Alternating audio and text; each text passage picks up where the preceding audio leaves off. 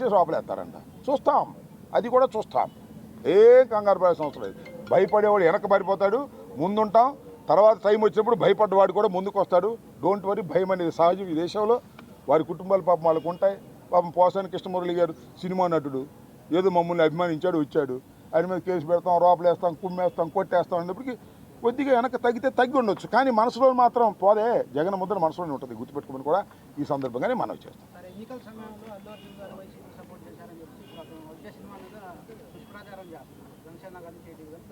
అల్లు అర్జున్ గారి సినిమా మీద ఎంతమంది దుష్ప్రచారం చేసినా అది పార్ట్ 2 కదా.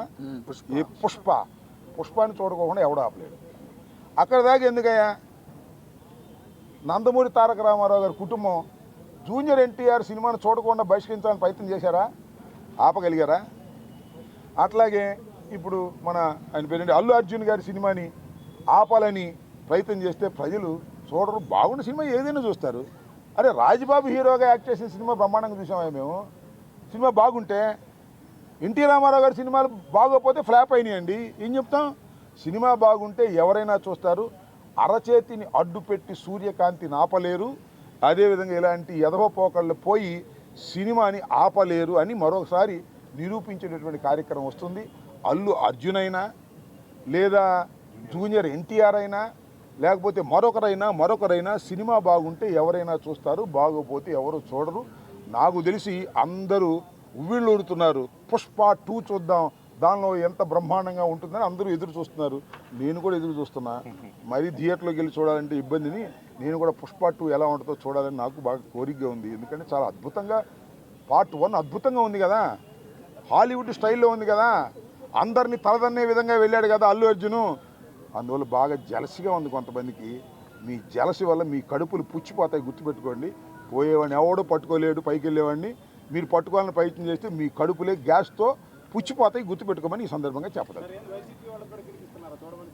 ఏంటి నేను సినిమా చూడమని నువ్వు చూడు నాగరాజు, టికెట్ ఇస్తాను నీకు, అందరు చూడలేను. కానీ నాకెందుకు సినిమా ప్రచారం? అడిగారు కాబట్టి చెప్పాను. నేను సినిమా జోలికి వెళ్తానా? అడిగారు కాబట్టి చెబుతాం. అప్పుడెప్పుడో బ్రో సినిమా గురించి వెళ్ళాము, దానిలో నాది కూడా పెట్టారు కాబట్టి. నేను అనేది ఏంటంటే మీరు అడిగారు కాబట్టి కాస్త చెప్పాలి కాబట్టి. మీకు చెప్పకపోతే బాగోదు కాబట్టి కొన్ని ఏమో చెప్పము, కొన్ని ఏమో చెబుతాం. మనకు నచ్చింది చెబుతాం, మనసుకు నచ్చని నో కామెంట్ అని వెళ్ళిపోతాం. అని అడిగాడు. జూనియర్ ఎన్టీఆర్ని, అల్లు అర్జున్ని ఇద్దరిని బహిష్కరించాలని ఎవరైనా అనుకుంటే అది మీ భ్రమ తప్ప ఎవరిని బహిష్కరించలేరు ఈ దేశంలో, ఈ సినిమాల్లో. గుర్తుపెట్టుకోండి. Allu Arjun is an international యాక్టర్గా రూపుదిద్దాడు. అవునా కాదా? అవునా కాదా? Thank you. టీడీపీకి నీకు కడుపు మాడితే నువ్వే అంటిస్తావు. నీ కడుపు మాడేదాకా ఆగు. జర్నలిస్టువే కదా. ఇప్పుడు సోషల్ మీడియాలో అరెస్ట్ చేస్తారు, రేపు జర్నలిస్టులను అరెస్ట్ చేస్తారు అనుకో, ఒక వార్త రాసావని, అప్పుడు నువ్వే అంటిస్తావు. నేనేం తెచ్చాల్సిన అవసరం ఏముంది? ఓకే. పబ్లిక్ ఉన్నారా? మాకు తెలియదు. ఉంటే ఉన్నారేమో. 3 గ్యాస్ బండలు ఇవ్వకపోయినా మాకు సమ్మగానే ఉంటుంది. సూపర్ 6 చేయకపోయినా మాకు సమ్మగానే ఉంటుంది. అనుకుంటే నేనేం చేయను? వారికి ధన్యవాదాలు. అమ్మ ఒడి ఇవ్వకపోయినా శభాష్ అంటే ధన్యవాదాలు. రైతు భరోసా ఇవ్వకపోయినా శభాష్ అంటే ధన్యవాదాలు.